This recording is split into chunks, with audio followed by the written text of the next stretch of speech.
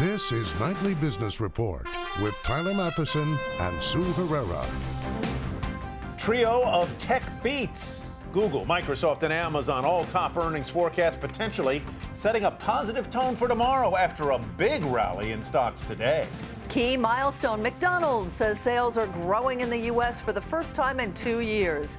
Is the long-awaited turnaround finally here? And retirement savings gap. Why sitting on too much cash could shortchange your financial future. All that and more tonight on Nightly Business Report for Thursday, October 22nd. Good evening, everyone, and welcome. A recipe for a rally. Earnings, economic data, and the prospect of new stimulus measures in Europe. All that caused stocks to take off at the open and never look back. The Dow Jones Industrial Average soared 320 points to 17,489. The Nasdaq rose 79, and the S&P 500 gained 33. And that optimism could extend into tomorrow after a trifecta of positive tech earnings from Microsoft, Amazon, and Google's parent company, Alphabet, were released late today. So let's start with Alphabet. It starts with the letter A, after all. The company reported earnings per share of $7.35, 14 cents better than expectations. Revenue also beat estimates and was 13% higher than last year. The company said the number of clicks on ads shown on its websites grew more than 20%. It also announced a $5 billion buyback. That sent shares higher in initial after-hours trading. With the new corporate structure, shareholders may be in for some bigger changes when the company releases its next earnings report. And as Josh Lipton reports, it could bolster the case for the Alphabet bulls. When Google co-founder Larry Page explained why he created Alphabet, he said one reason was to build a cleaner, more accountable company. Investors have applauded Page's decision. The stock has moved higher since the company announced its new corporate structure in August. And analysts think it continues climbing higher from here. That's because when the company next reports earnings in January, it will break out the performance of its core business. That means Wall Street should have a better sense of how search, maps, ads, YouTube, and Android are performing. Financial analysts say investors will be pleasantly surprised. Investors are excited to see this because there are really two businesses within Google. One, their core, and one, these investment areas are the non-core. And those investment areas are operating at losses, so they're not making profits, which is artificially suppressing the overall profits investors get to see currently. When they break the two apart, investors will be able to see that the profitability of the core is actually much higher than what we've seen so far, and hence the core is more valuable than people realize right now. When investors see that profitability, the argument is that they will bid up the stock in the same way they piled into Amazon after the e-commerce giant broke out the growth of its powerful cloud computing business. It isn't just the increased disclosure that has Alphabet fans excited. They also point to strong revenue growth and a new CFO who is more cost-conscious. The risks for Alphabet? When the company does break out its business units in January, investors could see that those non-core business units are in fact even more unprofitable than they estimated. There's also the broader risk of increasing competition for ad dollars from social media giants like Facebook. Right now, though, 90% of analysts say Alphabet is a buy. We could have a better sense of whether they are right when the company next reports. For Nightly Business Report, I'm Josh Lipton in San Francisco. And now to Microsoft. The tech giant and Dow component easily beat Wall Street expectations today. Microsoft earned 67 cents a share in its most recent quarter, compared with estimates of just 59 cents.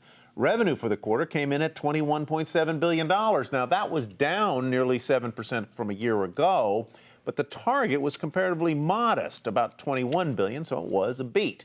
Shares initially popped about 7% after hours.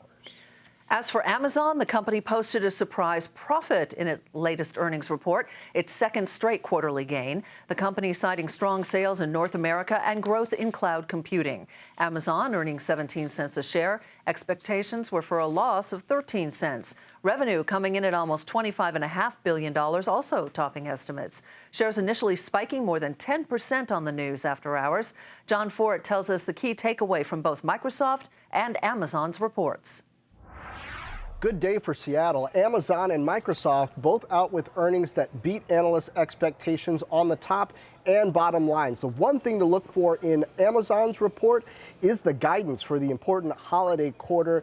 Amazon at the high end guiding above analysts' expectations to $36 billion in revenue. We'll see where they actually come down. And then Microsoft. Strong quarter from them as well. Beat on the PC line, though the expectations were low. The one thing to look at there is the growth in cloud. Microsoft saying the cloud annualized run rate revenue was up 70% year over year to $8.2 billion, keeping pace with Amazon. For Nightly Business Report, I'm John Fort. And the latest results from McDonald's gave investors hope that the fast food chain is beginning to turn around. The company's U.S. sales rose for the first time in 2 years, and investors were loving it, sending shares up 8% to an all-time high. Mary Thompson has more now on McDonald's tasty quarter. Less than a year on the job, McDonald's CEO Steve Easterbrook making good on his promise to revive the fast food giant. Whilst we're still in the early phases, our turnaround plan is working. Evidence of his plan to improve quality service and to simplify McDonald's menu reflected in the company's first increase in global same-store sales in a year and the first increase in U.S. same-store sales in 2. Easterbrook saying the momentum continues in the current quarter.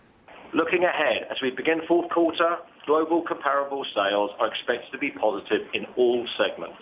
Behind the stronger global sales, a more than 20% increase in China's same-store sales. The rebound a year after supplier issues in that country cratered them. In the U.S., its largest market, the firm crediting better service and new items like a deluxe chicken sandwich for its higher sales. McDonald's profits beat estimates too, thanks to a lower tax rate and a lower share count. And while sales improved, analyst Matt DeFrisco sees other hurdles to clear. Certainly labor is a big issue. January 1st of 2016, you have over 20 states that are going to turn the minimum wage up higher. Certainly, you have other restaurants looking for the best talent. So wage pressure is going to go up. Benefits are going to go up. You need to offset that. This putting added pressure on McDonald's to keep sales growing in order to offset those higher costs. An expected driver of sales, all-day breakfast, introduced at the beginning of this quarter. I would say the enthusiasm levels from customers and from our teams in the restaurants are high. It's been a successful rollout. As a global firm, McDonald's sees currency headwinds taking 8 to 10 cents off its bottom line in the current quarter. Still, the winds of change seem to be bringing a breath of fresh air to what had become a tired and troubled brand. For Nightly Business Report, I'm Mary Thompson. So is this the start of the long-awaited turnaround in McDonald's that shareholders have been waiting for? Jake Bartlett with SunTrust Robinson Humphrey has a buy rating on the stock with a price target of $125. Welcome. It's great to have you here, Jake. And I guess with a price target like that and a buy rating, you do think that this is the beginning of the turnaround. Yes, I do. They've really set the stage here in the U.S. by improving the service and core menu items like the Quarter Pounder. We also have toasted buns. We have a new chicken sandwich that has been a tremendous success. So they've really done a lot of work kind of behind the scenes over the last year that is producing what we're seeing today. Is the customer experience getting better? That has been a real gripe. Yes, I think the customer experience is getting better. There's been some question about whether all-day breakfast could interrupt service a little bit, but in general, they've taken items off the menu. That speeds up service. It speeds up just the quality of what you're getting, and so it really has improved. They've put a lot of work into it. Now, they introduced the all-day breakfast, which you just mentioned. In their press release, they did cite the fact that they thought it drove foot traffic, even though it hasn't been in place for very long. How much of a boost do you expect that to give their business as it goes into full swing? Right. So the breakfast launched in the beginning of October, which is the beginning of the fourth quarter. So we haven't seen that in numbers yet. They're guiding for positive same-store sales in the U.S. in the fourth quarter. They didn't quantify what that would be. My estimate is 2%. If I was to put a number on it, I think the breakfast adds about 1 to 2% and really makes about flat traffic. So this is all moving in the right direction. We did have negative traffic in the third quarter, so there's a lot more work to be done. I think the next step is really a national value platform. That's a 2016 story, really, but that is the next step to this turnaround and what could really give it some legs. You know, I don't want to get wonky here, but you're predicting that the earnings per share are going to go up from what you had previously said. I wonder how much of that is real profit or how much of it is driven by stock buybacks, and they've been aggressive with it. Yeah, their margins, because of their sales were better than expected, they did get more leverage. We had higher profits in every segment of their balance or of their income statement. So each region is contributing to higher than expected profits. So it's really been broad-based. In the third quarter today was a real broad-based recovery. We're talking about the U.S. now, but every region was actually better than we expected. All right, Jake, we'll leave it there. Thanks so much for joining us. Jake Bartlett with you. SunTrust Robinson Humphrey. And the fellow Dow component Caterpillar slashed its outlook today. The company said weak demand for equipment used in mining and oil drilling will eat into earnings for the full year. Caterpillar also reaffirming its forecast for a decrease in sales in 2016 for the fourth consecutive year. Our big markets, our mining, our oil business, supplies to that market are very soft right now. We announced a major restructuring a month ago to address this, to get out in front of it for 2016. We're doing all we can to fortify this company to get through this very rough patch we're seeing today. The stock, however, did rise because the results were pretty much in line with expectations and not worse. 3M is cutting its full-year profit forecast and says it will shed about 1,500 jobs worldwide. The maker of Scotch tape and Post-it notes reported a sales drop of 5% in its latest quarter, hurt by a strong dollar and a slowing global economy. Wall Street liked the idea, though, of the cost cuts, and it sent shares higher by 4%. And still ahead, a new report today shows the housing market is still hot. So why are some realtors worried?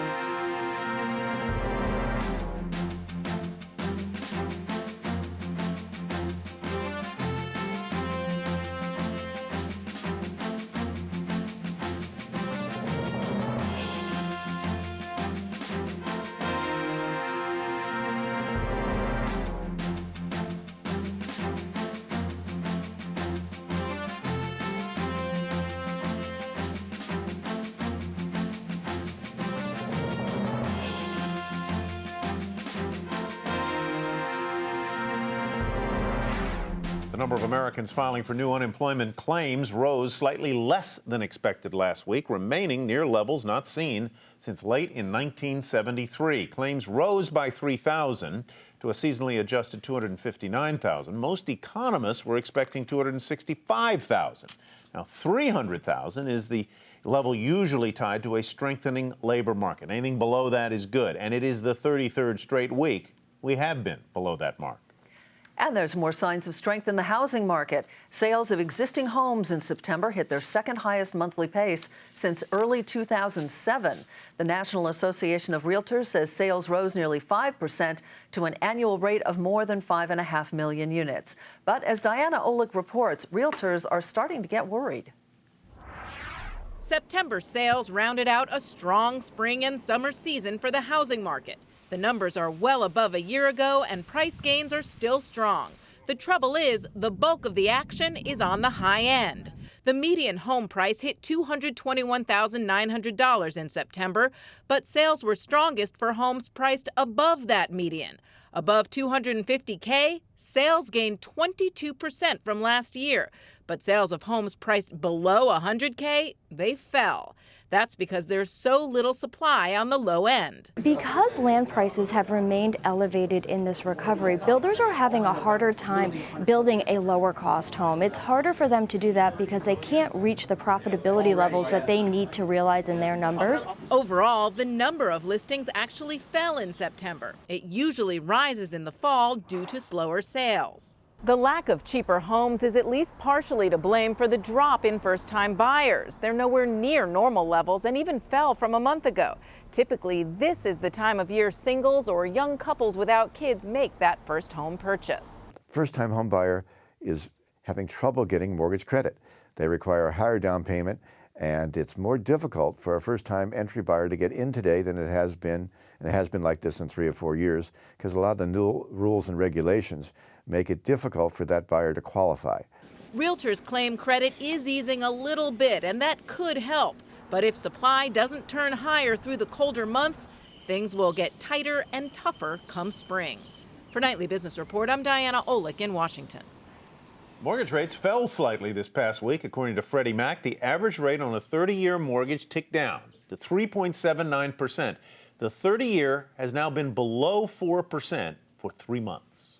To Europe now, where comments from European Central Bank President Mario Draghi helped drive stocks higher. He signaled the bank could extend its stimulus program beyond 2016 in an effort to increase growth and tackle weak inflation.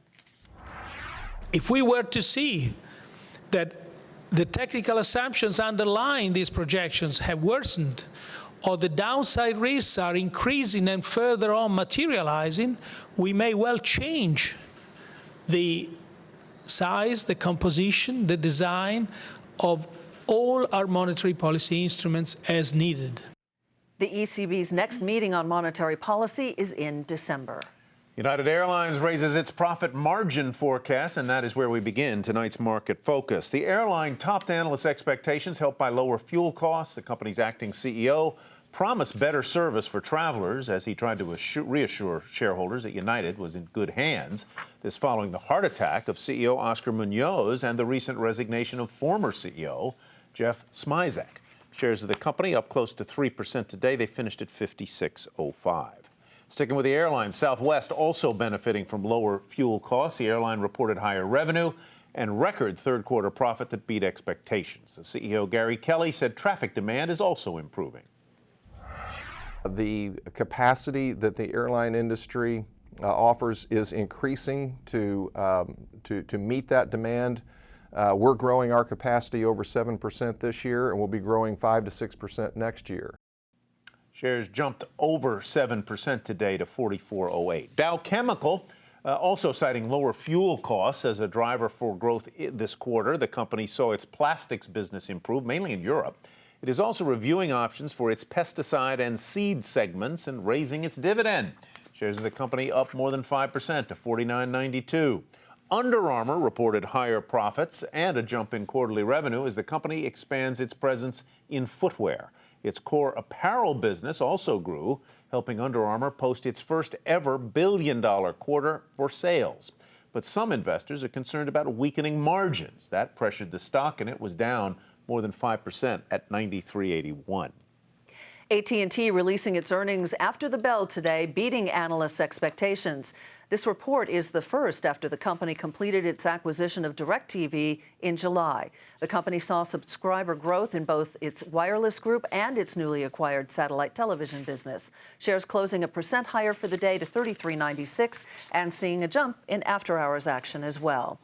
Investors getting a chance today to react to Community Health System's earnings warning issued late yesterday. The healthcare services provider saw a decrease in hospital admissions, as well as higher payroll costs associated with hiring more physicians. Shares of the company getting crushed today, down over 35% to $26.30. Shares of GNC Holdings feeling the heat after the Oregon Attorney General filed suit against that company. That suit alleges that the nutritional supplement retailer knowingly sold products spiked with synthetic drugs. GNC says the claims are without merit. Shares of the company falling 14% to $34.50. And shares of Valiant Pharmaceuticals continue to come under pressure. The company said it plans to host a conference call to address all the recent allegations against the company. As we reported yesterday, a short seller accused Valiant of fraudulent business practices. Shares down more than 7% today to $109.87. Well, the golden years could be rocky for many people nearing retirement. New findings in a study show that there's a very large gap between the amount people need in retirement and how much they've actually saved. The study was conducted by BlackRock, which surveyed more than 4,000 people. Sharon Epperson is here with more on the findings. Sharon, what is the actual savings gap that BlackRock found? Well, it might be pretty surprising to you. What's good is that people have an idea of how much money they need. Baby boomers say they need between about $45,000 a year in retirement, but what they've actually saved would allot them only about $9,000 a year in retirement savings. That's a big right, hole. Exactly. So that $139,000, $140,000 that they have in their nest egg, it's only going to amount to $9,000 a year. So it's a $36,000 annual savings gap. That's a big gap. It is, and that's a huge shortfall. But is there a reason why that shortfall is there, other than people perhaps not saving enough? Well, not saving enough, of course, is a problem, but also where you save is important, where you put that money. Yeah. And a lot of people are just putting it in cash. They're saying, we're not comfortable with this market. We're going to just keep it in cash. And instead of knowing that they should put probably a third of their money, they think, in cash, they're putting 65% of their holdings in cash. And so because they're not well diversified, that's one of the reasons why they're having this shortfall. And does that income gap include the money that I might collect from a pension or Social Security, or is that just the amount that my savings are going to be able to? This is looking at your portfolio. This is looking at your portfolio. The issue is that people aren't saving enough and aren't being long-term savers. The majority of folks were not putting their money into longer-term investments. The majority of folks were not working with a financial advisor to figure out, Tyler, how the Social Security part and the investments that you're making on your own will work together and how much you really need to save. Well, what do you do then? I mean, obviously working with a financial advisor, as scary as that may be, a lot of it, I think, is fear. A lot of it is fear, and a lot of it is not realizing that, yes, you have an age that you'd like to retire, but if you are able to retire at 65, 66, and some people maybe even 70, you are also likely to live longer. There are a lot of drugs out there that are going to keep you healthy and keep you in the game for a lot longer than you may expect. We're talking about 10, 20, 30 years in retirement. So you're going to need a lot of money, and you're going to need your money to grow. So the idea of putting that money in cash, putting that money in fixed income, that old adage pays zero. Really, cash pays zero. It really does not work, and you need to be more aggressive. It's fear about doing that. It seems very, very risky, but it's the reality. And we have to wrap here, but you've often pointed out that people above 50 can take advantage of some sort of late starter catch-ups in 401ks. So 401ks, for IRAs, an extra $6,000 for your 401k, and an extra $1,000 for your IRA. So put that money in, put as much money in as you can as soon as you turn 50. Sharon, fantastic. Sharon Epperson, appreciate it. And as we continue, coming up, Game On. One company's big move to be a leader in the fast-growing and competitive gaming industry.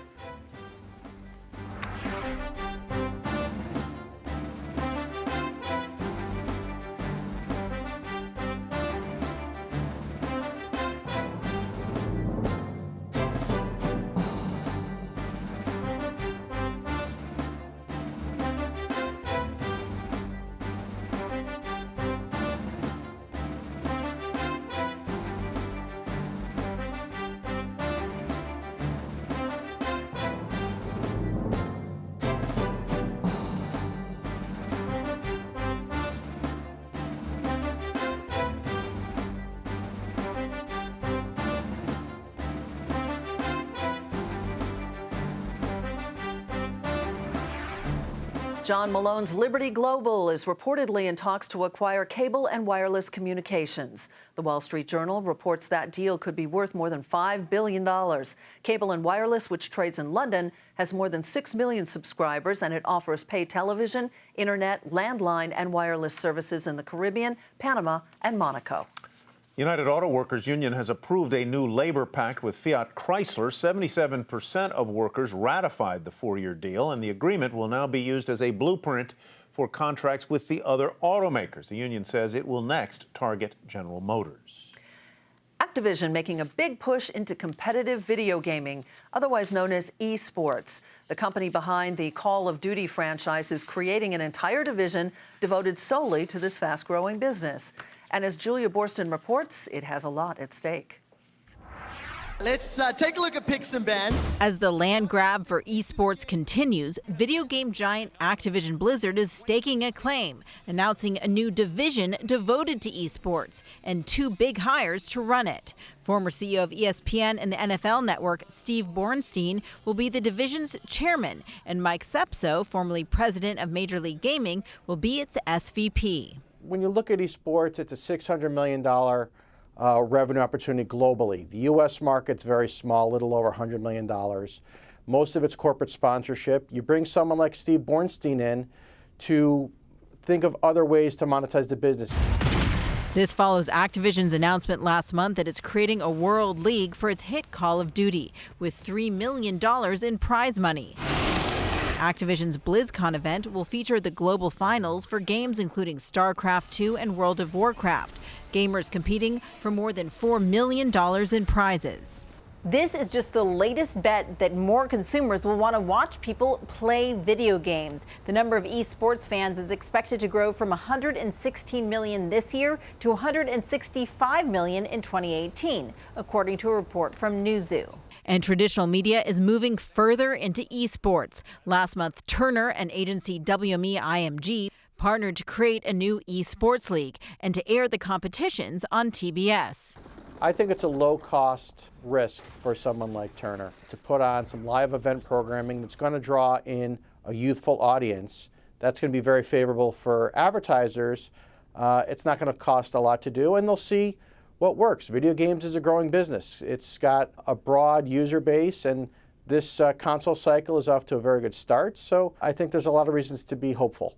Up until now, YouTube and Twitch, which Amazon bought for $1 billion, have been the main destinations for watching video game play. Now we'll see if video game giant Activision and the companies that draw millions of users to traditional sports can cash in on esports as well. For Nightly Business Report, I'm Julia Borston in Los Angeles.